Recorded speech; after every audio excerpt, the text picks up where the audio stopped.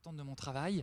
Un travail qui a emmené l'artiste dans des endroits intemporels, Christophe apportant sa vision de la Normandie dans deux supports de travail différents mais complémentaires. Oui, photo, vidéo, parce qu'en fait, il y a dans mon travail des instants qui sont très posés, des moments qui ont besoin de temps pour être capturés. C'est des pauses longues sur la mer, en fin de journée.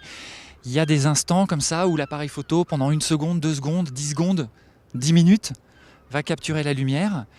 Et puis au contraire, je me suis rendu compte en travaillant aussi qu'il y a plein de mouvements qui étaient très rapides, que j'arrivais pas à capturer avec mon appareil photo et qui me manquaient en fait. Il me manquait une partie à la fois animée et aussi sonore, parce qu'il y a beaucoup d'ambiance ici maritime qu'on a envie de retraduire.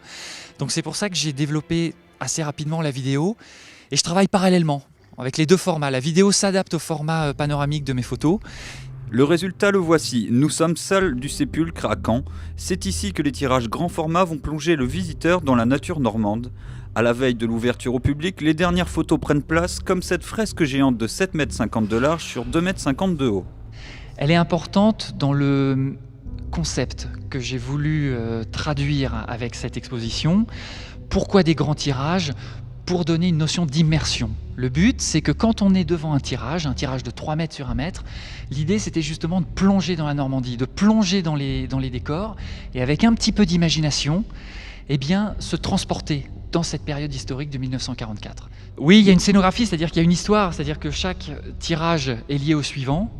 L'idée, c'est de faire voyager les visiteurs dans la Normandie avec comme fil conducteur l'histoire du débarquement et ensuite l'histoire de la bataille de Normandie, les 100 jours de la bataille de Normandie, c'est-à-dire que l'exposition commence vraiment avec la fabrication du mur de l'Atlantique en 1942 et puis jusqu'à la libération de Caen le 19 juillet 1944.